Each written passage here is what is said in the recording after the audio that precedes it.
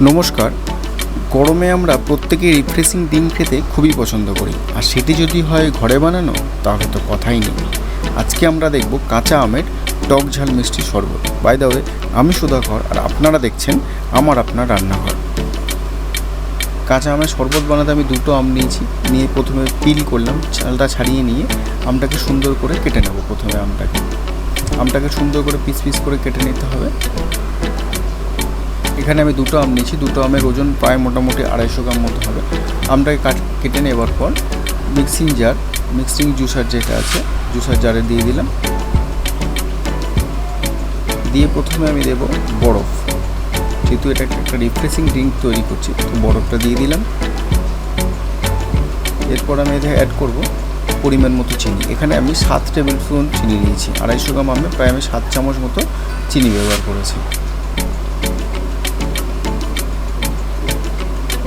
এরপর আমি এখানে অ্যাড করলাম বিট নুন, ব্ল্যাক সল্ট। এখানে প্রায় আমি 1/2 টেবিল স্পুন মতো ব্ল্যাক সল্ট ইউজ করলাম। 1/2 টেবিল স্পুন একটু বেশি ব্ল্যাক সল্ট ইউজ করলাম। তারপর আমি এখানে দিলাম ব্ল্যাক পেপার পাউডার, গোলমরিচ গুঁড়ো 1/4 টিস্পুন ব্ল্যাক পেপার পাউডার দিলাম। দেওয়ার পর সুন্দর করে এটাকে মিক্স করে নেব।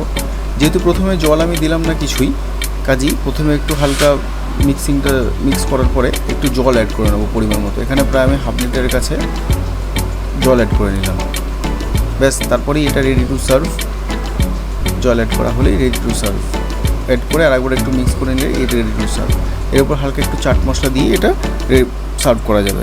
আপনাদের এই কাঁচা আমের শরবত কেমন লাগলো অবশ্যই কমেন্টে জানাবেন। আর ভিডিওটি যদি ভালো লাগে তাহলে চ্যানেলটিকে সাবস্ক্রাইব আর ভিডিওটিকে লাইক করবেন। দেখা হচ্ছে আপনাদের সাথে পরের কোনো ভিডিওতে নতুন কোনো রেসিপির সাথে। ধন্যবাদ।